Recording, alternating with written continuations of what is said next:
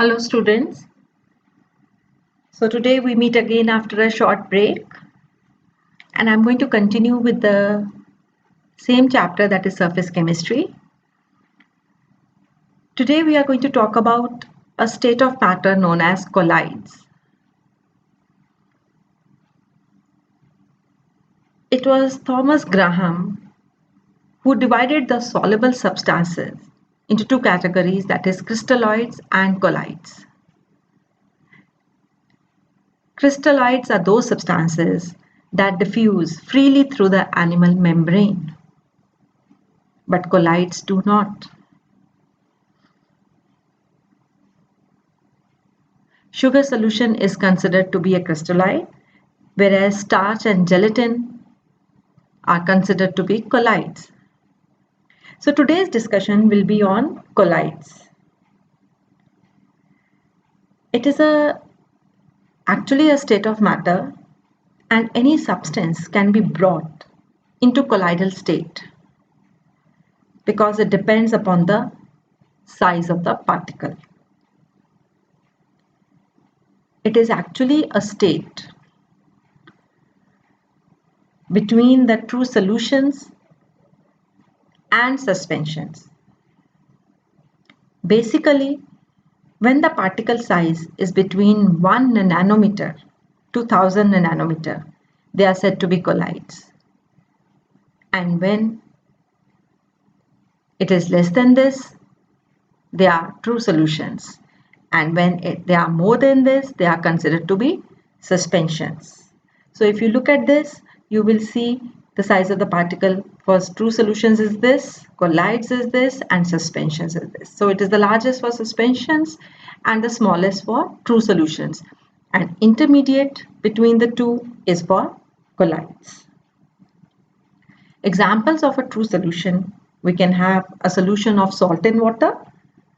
Example of a suspension, we have flour dissolved in water, and example of a colloid is milk. So a colloidal system is a heterogeneous system in which the solute is the dispersed phase and the solution is the dispersion medium. Children, you already know that a solution consists of solute dissolved in a solvent. Whenever we talk about solutions, we talk about solute which is in lesser amount and the solvent which is in more amount. So here, just for your better understanding, you must consider that the solute is the dispersed phase and the solvent is the dispersion medium. A colloidal system consists of the dispersed phase, which is in lesser amount, and the dispersion medium, which is in larger amount. These colloids that we are talking about, they are classified in three different ways. We have different ways of classifying them, and we have listed out three ways of classifying them. The first one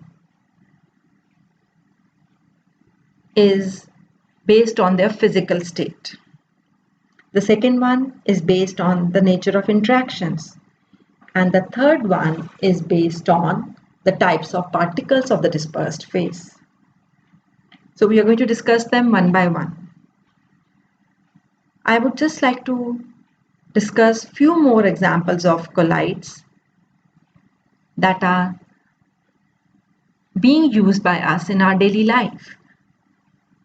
We have foam, we have milk, fog, smoke, detergents, paints, medicines, they all exist in colloidal state.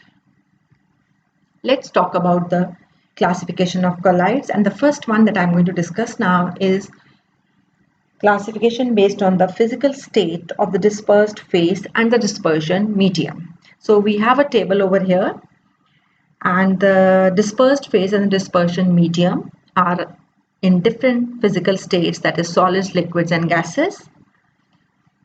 Let's go through them to understand them better. But one thing you must remember, that you cannot have a colloidal state with the dispersed phase and the dispersion medium both in the gaseous state, because gases are completely miscible. So we don't have it. Let's start with the first one. The dispersed phase is the solid and the dispersion medium is the solid also. Such a colloid is known as solid sol. That means the solute is the solid and the solvent is the solid. An example of such a colloid is gemstones here. Another example, the dispersed phase is a solid, the dispersion medium is a liquid. That means solid dispersed in a liquid. Such a colloid is called as sol. Example, paints. Let's take an example from here. The dispersed phase is a liquid and the dispersion medium is a solid. That means liquid dispersed in a solid. This is called as gel. Example, jellies. Another one, the dispersed phase is a gas and the dispersion medium is a solid. That is gas dispersed in a solid. And such a colloid is known as solid sol. Example, rubber foam, pumice stone.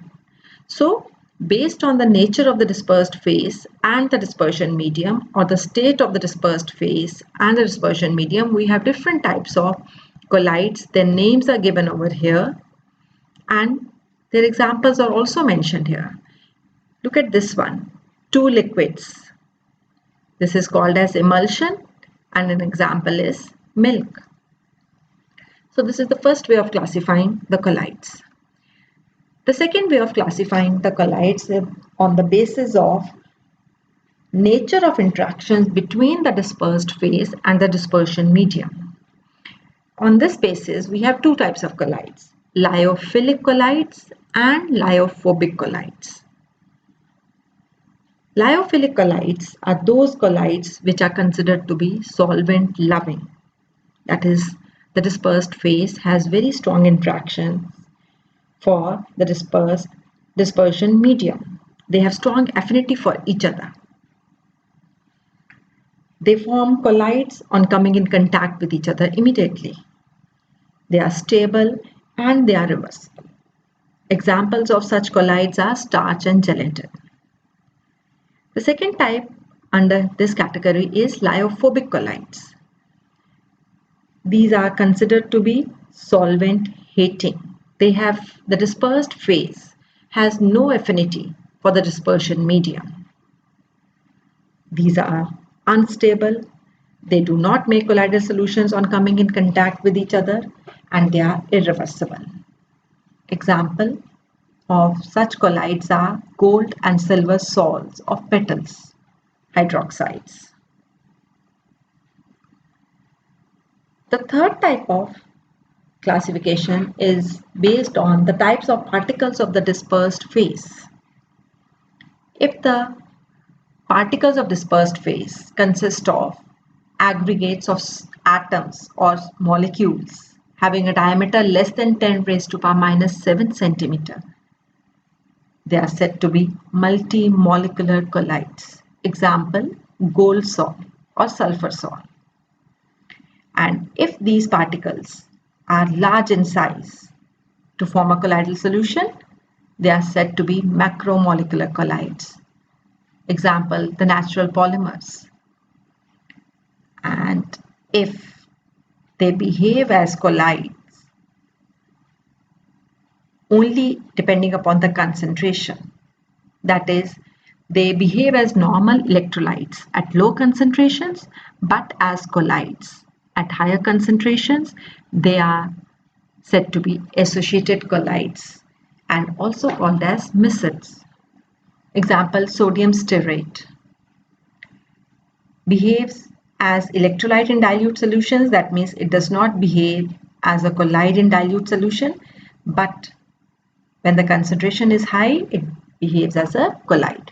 So you must remember that colloidal state is a state which depends totally on the size of the particles. If the particle size is less than 1 the nanometer to 1000 nanometer, they don't behave as colloids. And if it's more than that, they don't behave as colloids. But when it is in this range, then only the same system behaves as a colloid. Now comes preparation of colloids. Lyophilic colloids, they can easily be prepared by bringing together the dispersed phase and the dispersion medium, and they mix into each other. They are stable and they can easily be obtained by just dissolving them together. Whereas preparation of lyophobic colloids does not take place in this way. For preparation of lyophobic colloids, the particles have to be brought into the colloidal size, that is 1 to 1000 nanometer. And if the particles are originally bigger in size, they have to be broken down, and this is called as dispersion. And if they are originally smaller in size, they have to be aggregated together to the required size, and this is called condensation. So we have two methods for preparation of lyophobic colloids: dispersion methods and condensation methods. Under dispersion method, where we have to break down larger particles to the size of colloidal particles, we have three methods here. The first one is using a colloidal mill. Now, in this colloidal mill, the solid particles are ground and mixed with the dispersion medium to give a coarse suspension. And this suspension is then introduced into the colloidal mill, which consists of two metal discs at a certain distance, and the two metal discs, they rotate in opposite direction to break down the particles to the colloidal size. And this rotation takes place at a very high speed, and the substance called as stabilizer is added to stabilize the colloidal solution. Otherwise, it will not remain in the colloidal state. For example, colloidal graphite ink is prepared by this method, and tannin is used as a stabilizer. The second method is Briggs arc method. This one here. It is used for preparing a colloidal solution of gold and silver.